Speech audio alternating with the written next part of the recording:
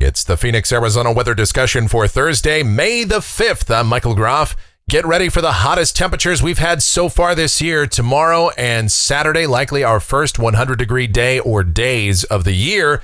And then some forecast uncertainty as we move into next week. Somewhat cooler temperatures are likely, but will it be accompanied by breezy to windy conditions? And dare I even mention the possibility of rain? Well, let's talk about that and everything else as we dive in here.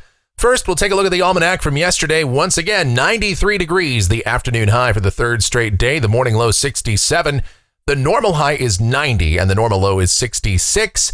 And as we take a look outside right now at 10:05 a.m., sunny sky across the metro, and we are sitting at 84 degrees at Sky Harbor, but it is bone dry. Dew point at 22, relative humidity 10%, the wind from the south at 7 miles per hour, and the barometer 29.96 inches and rising.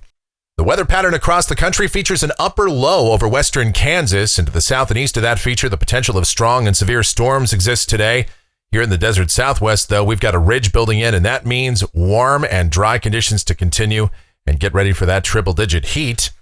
The watch warning map, obviously the big concern out here in the west, the dry conditions, the low humidity, the periodic breezy to windy conditions, the wildfires will continue to be a problem, and that fire danger will remain very high. We also have an air quality alert issued by the Arizona Department of Environmental Quality for today, and that's for high ozone levels across Maricopa and Pinal counties. Elsewhere, we've got a tornado watch over parts of Texas and into the Arklatex region, and then some flash flooding ongoing to the north of that as well. We've got flash flood watches and a few flood advisories and flood warnings as well. The convective outlook for today, those same areas from around Waco over to Tyler, Longview, Texas, Shreveport, Louisiana, in that enhanced risk of severe storms, level 3 out of 5. The broader severe weather risk extends from around San Antonio up to as far to the north and east as Louisville, Kentucky. And here's a look at precipitation valid through Thursday morning of next week. Rain amounts in Phoenix, statewide and really region-wide, absolutely nothing, as our dry weather pattern just rolls on, as is usually the case this time of year. We'll talk about it in more detail right now as we get to the models. Have a look. This is the GFS, the 06Z run, valid at 2 o'clock this afternoon.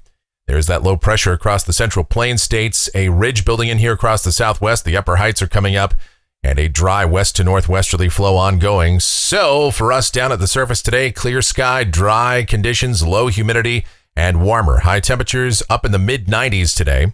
Tonight, clear sky, overnight lows upper 50s to upper 60s. And then tomorrow, sunny sky, warmer, high temperatures pretty close to 100 degrees. Likely our first 100-degree day of the year. If we don't hit it tomorrow, probably will on Saturday. Again, highs upper 90s to around 101, sunny sky, the ridge in place. Now, going forward, models continue to indicate that troughing will continue to develop along and just off the Pacific Northwest coast, and we will see some rain and maybe some high elevation snow up that way. But the onset of this feature will be much slower to evolve for us out here across the rest of the western states, particularly here in the desert southwest. So another warm day is likely on Sunday. High temperatures up in the mid-90s. Some afternoon breezes will be with us. Monday, that trough gets just a little bit closer. The ridge further suppressed, the upper heights coming down, so we will see temperatures backing off toward the mid-80s to around 90, but sunny sky will continue and dry air will persist. But breezy to locally windy at times, especially Monday afternoon, particularly over northern Arizona. But even here in Phoenix, we could see some wind gusts to around 20, perhaps 25 miles per hour. And you have to watch out for the patchy blowing dust. On Tuesday, that trough taking its dear sweet time to come on in here. It's still sitting to the west of us. And recent model runs show a slightly shallower system than what we were showing you yesterday.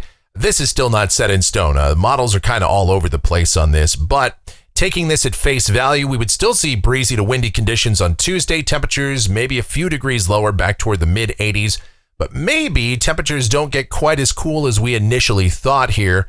And one thing that remains obvious, and that is that this system has absolutely no moisture with it for us, so we will continue to be dry. Now on Wednesday, again, the trough, most of its energy and dynamic support staying to the north, and so all we're going to get is some breezy conditions. Temperatures again, maybe low to mid 80s. And again, we'll just see how the model trends go with this. But for now, that's what we're going with. And dry conditions look almost to be a certainty.